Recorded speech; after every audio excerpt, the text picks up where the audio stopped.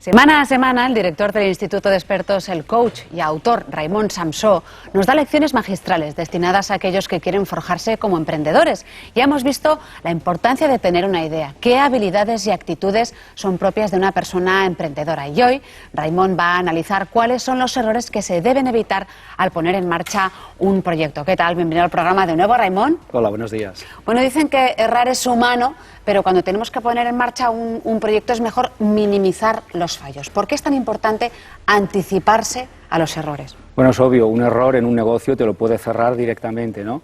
Así que si nos vamos a equivocar, y lo haremos, es mejor equivocarnos pronto para aprender pronto y barato, para que no nos cueste mucho. O sea, que hay que estar constantemente pensando en lo que puede ocurrir, ¿no? Has cifrado en 9 los grandes fallos de todo emprendedor, lo que no quiere decir que se tengan que cometer más de uno, a grosso modo, ¿no? ¿Te parece? Los identificamos aquí en esta pantalla. Enseguida los vamos a ver. Como decías, no tienen por qué cometerse todos, pero es bueno tener esa lista, ir chequeando cuál es el uno por uno, ¿no? Sí. Aquí lo tenemos. Errores al emprender. Bueno, evidentemente, empecemos por elegir un mercado desconocido. Empezar en un mercado que no conocemos es garantía de fracaso. Tendríamos que empezar en un mercado que conocemos, que amamos, que nos gusta y que además esté en crecimiento. Creo que eso es importante. Si no, el problema puede ser gordo y enseguida. Otra cosa que deberíamos tener en cuenta es nunca nos apeguemos a las ideas. Es decir, las ideas a veces nos enamoramos de ellas, tengo una idea para un negocio, pero nunca debemos ser rehén de la idea. Debemos estar dispuestos a cambiar la idea, porque la idea en realidad tampoco es tan importante. Lo importante es qué hacemos con esa idea. La acción, ¿no? La acción y cómo plasmamos las ideas. Así que hay gente que está casi deslumbrada por el brillo de la idea y eso no le deja ver la realidad.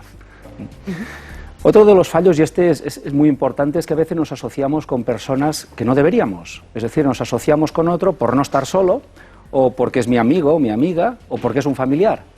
Y yo creo que en los negocios es mejor estar solo que bien acompañado. Solo que bien acompañado. ¿Por qué? Porque en realidad, si el socio no aporta algo importante, es mejor no asociarse.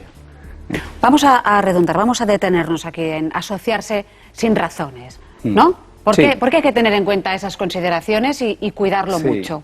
Es decir, tener un socio que en realidad no aporta un gran valor es una asociación que no va a llevar a nada a la sociedad. Por tanto, si no es necesario, ¿para qué tengo que asociarme? Esa sería la idea. Otra de las ideas es que los valores de los socios deberían coincidir, porque si yo tengo unos valores y mi socio tiene otras prioridades, probablemente vamos a tener conflictos dentro de la dirección. Por lo tanto, gente que piense como tú y que siente como tú. Y también, si vamos a tener socios, siempre es mejor tener un socio que ponga dinero que ponga trabajo, porque en realidad el trabajo ya lo puede poner un empleado. Y el dinero, no, en principio no. Por lo tanto, si tiene que ser algo que sea un socio capitalista, mejor que un socio trabajador. Entonces hay que meditar muchísimo con quién se reúne uno, con quién emprende y con quién se juega los dineros. Su futuro y los dineros, claro que sí. El dinero es uno de los pilares también más importantes que a nadie se le escapa. ¿Qué nos aconseja respecto a este tema? Bueno, yo siempre recomiendo tener un colchón, es decir, tengamos un colchón mínimo de un año. ¿Para qué? Para no necesitar el dinero del negocio. Eso nos dará tranquilidad. Pero tengo prisa porque tengo una muy buena idea y tengo un muy buen socio. ¿Cómo esperar? Vamos a meditarla, vamos a dejarla reposar y vamos a empezar bien, porque si empezamos con deudas, porque pedimos préstamos o necesitamos el dinero de la propia sociedad, eso va a ser un hándicap para el negocio. Por lo tanto, siempre antes de emprender, ahorrar. Ahorrar va antes, emprender va después. Y finalmente, los beneficios son del negocio. Es decir, cuando un negocio da dinero, ese dinero no es del socio, no es del dueño. Ese dinero es del negocio y tiene que quedarse ahí para ser reinvertido. El dinero de un negocio sale del propio negocio. Por lo tanto, no confundir el dinero mío y el dinero del negocio. Hay que separar cuentas y dejar al negocio su dinero.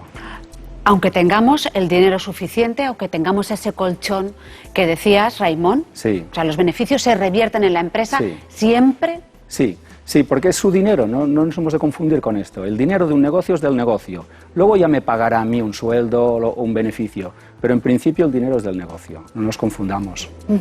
Otra cuestión de todas las que destacas, en las que hay que caer antes de empezar el negocio, es delegar. Delegar debería ser un imperativo, pero también podríamos decir que cuesta mucho, ¿no, Raimon? Porque la idea es tuya, tú has parido, podríamos decir eso, y lo quieres hacer todo.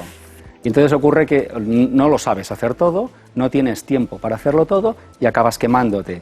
Querer hacerlo todo es una de las principales causas de que la gente cierre un negocio porque le sobrepasa, se acaban quemando, ¿no? Entonces tenemos que repartir juego, dar juego, y tenemos que dedicar tiempo a crear nuevos productos, nuevos servicios, y también, sobre todo, delegar. Es decir, entender que emprendedor no es lo mismo que gestor. Hay buenos emprendedores que son malos gestores. Hay buenos emprendedores que son malos empresarios. Así que si realmente no sabemos gestionar o dirigir ese negocio, lo que tenemos que hacer es contratar a un director general para que lleve adelante ese negocio que nosotros hemos empezado. Ah, claro, pensar en esas figuras del tablero y darle a cada una la responsabilidad que le toca y saber dónde empieza y dónde acaba esa responsabilidad. Eso es muy difícil, ¿no?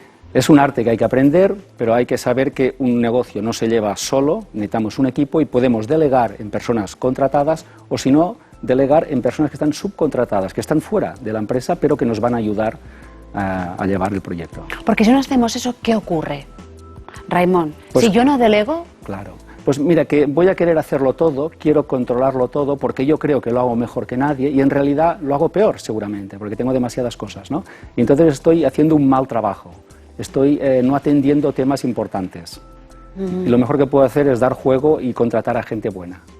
Y por último, pues bueno, si seguimos todos los consejos de Raimon y tenemos éxito, hemos conseguido tener ese éxito, tampoco podemos dormirnos en los laureles, ¿no? Sí, eso ocurre a veces. Cuando una empresa o un negocio tiene cierto éxito, piensa que siempre será así, que las cosas ya están ganadas, y no es así. El éxito no es un destino, es un proceso, y a veces los negocios, cuando les va bien, se olvidan de las cosas que hacían para que les fuera bien, y ya no las hacen. Y entonces empieza el declive. Por lo tanto, si queremos mantener el éxito, lo primero que tenemos que arriesgar es el propio éxito. Es decir, hemos de empezar a hacer cosas diferentes, a arriesgar, y si hacemos eso, iremos manteniendo el éxito del negocio, arriesgando el propio éxito. Aunque quizás sea inesperado ese éxito también, Raimon. El éxito nunca es de la noche a la mañana. Es decir, sí que hay cosas que nos sorprenden, porque a veces el mercado responde de una forma que no esperábamos, pero yo creo que el éxito es previsible. Es decir, si hacemos todo lo que hay que hacer, el éxito es previsible e inevitable. Es un proceso, es un resultado de hacer las cosas bien. Y redundando en lo de no reinventarse, ¿a qué te refieres exactamente? Sí, hay veces que un profesional o una empresa cree que siendo el mismo le irá siempre bien. Pero ocurre una cosa, y es que el mercado cambia. Y cambia cada año, cambia muy rápido. Así que si mi negocio es el mismo, pero el mercado es diferente, resulta que llegará un momento en que estaré fuera de juego. Por lo tanto, tengo que adaptar continuamente mi negocio, mi trabajo, a lo que está cambiando en el mercado y en la gente, que es casi todo. Claro, eso te remueve de tus ideas el hecho de que si algo funciona no lo cambies, ¿no?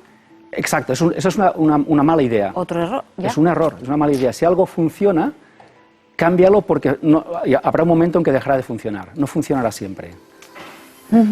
Tenemos que aprender eso. ¿Podemos destacar alguna otra consideración en esta lista? Sí, mira, Marta, por ejemplo, que primar la facturación al beneficio también es un error. Es decir, a veces los negocios quieren crecer y crecer y crecer, y en realidad no es el tamaño, sino la calidad.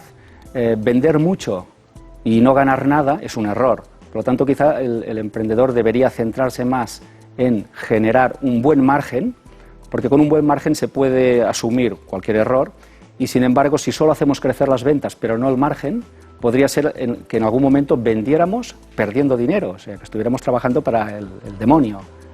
Claro, yo creo que quizá con esa previsión de facturar a un tiempo vista te impida ver que el beneficio no es el que se esperaba, ¿no? Exacto. Hemos de proteger el margen o el beneficio, y las ventas ya tendrán su crecimiento esperado, lógico. Pero hemos de proteger el beneficio, porque a veces incrementamos mucho las ventas y eso lo que hace es que haga más compleja la gestión de la empresa y que aumenten los gastos. Y quizá la empresa entre en pérdida. Bueno, pues Raimon, tomaremos en cuenta todas estas consideraciones más humanas, quizá de reflexión sobre lo que es emprender un negocio para llevarlo a buen puerto. Muchas gracias, como siempre. Gracias.